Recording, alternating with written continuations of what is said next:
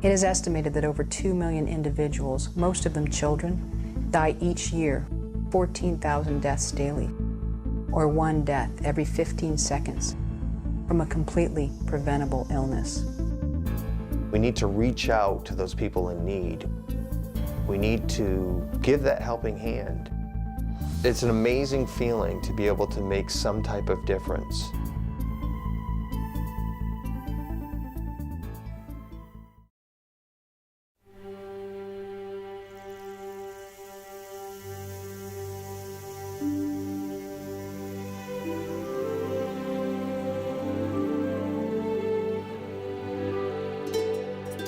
Mother Earth, our home. The only place in the universe known to foster human life. And it would appear that from the very beginning, nestled neatly in some helix of our DNA, is the universal human desire to live the longest, happiest life possible. And in many ways, we've succeeded beyond our ancestors' wildest dreams. There is no doubt that more of us are living longer, healthier, and more productive lives than at any time in recorded history.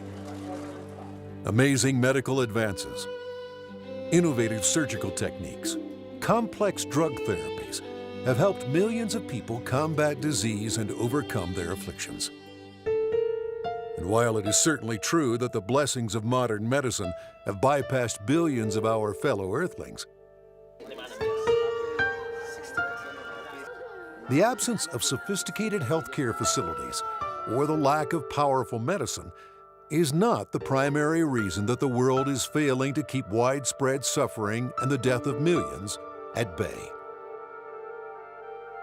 Whether in exploding urban centers or in the most remote villages, hundreds of millions, perhaps billions of people wage a daily battle for survival against diseases that are completely preventable.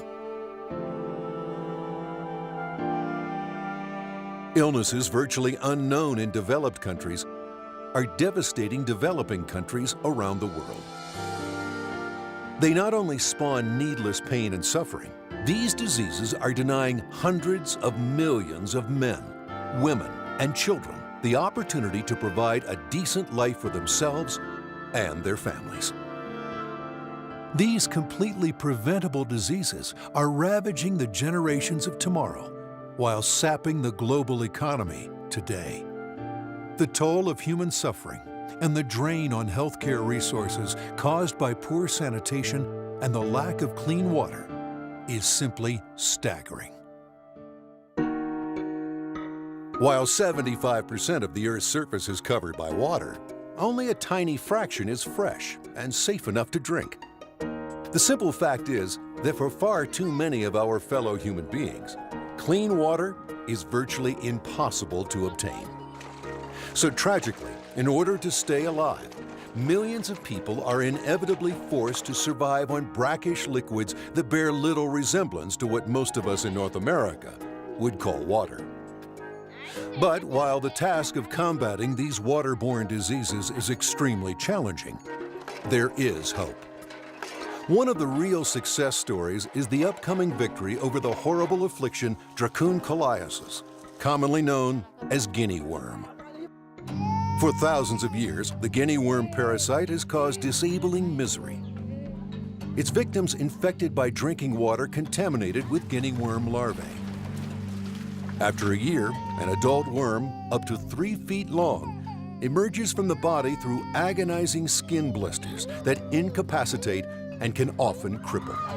There's no cure for this. The only treatment is an excruciating process of extracting the worm by wrapping it around the stick and pulling it out inch by inch over a period of weeks. The disease has kept millions of children from going to school and has wrought economic devastation as adults can't plant or harvest crops. In 1986, there were an estimated 3.5 million cases of Guinea worm in 20 countries in Africa and Asia. That number has now been reduced by more than 99%, thanks to a relentless eradication program led by the Carter Center in Atlanta, Georgia. For the past 25 years, President and Mrs. Carter have journeyed to the most remote corners of the globe, bringing hope to people living on the fringes of civilization. And today, the end of Guinea worm is within reach. Since there is no vaccine that can prevent Guinea worm, the only way for field workers to stop the disease is to break the worm's life cycle for at least 1 year. Their strategy has been built on simple, low-cost methods. Public education, teaching people how to prevent contamination. Employing low-tech solutions, such as supplying millions of water filters to strain out the Guinea worm larvae, along with applying safe chemical treatment to water sources, and providing clean water from underground wells where possible. This battle against Guinea worm has been long, but the results have been remarkable. Today, there are only about 1,000 reported cases, mostly in Ghana and South Sudan. And hope is rising, and we are counting down to 0. We will not stop the efforts of the Carter Center until there are no cases of Guinea worm left in Southern Sudan, or Ghana, or Mali, or Ethiopia. If they succeed, within the next few years, Guinea worm could become the second human disease in history, after smallpox, to be eradicated from the face of the earth. Improving healthcare globally is an intricate, multifaceted process of immense scope. But there is ample evidence to suggest that by expanding education and employing simple, relatively low-cost solutions, we can really reduce human suffering. Recognizing that safe water and sanitation are essential to better health and overcoming poverty could be the first steps to igniting one of the greatest self-sustaining improvements in global health to date. By tailoring solutions to local needs, we help people help themselves. Communities can establish practical, sustainable, and life-changing projects if they can obtain appropriate and affordable technologies. Things like a simple rope pump that 2 people can put together in 1 day using local materials can make a world of difference.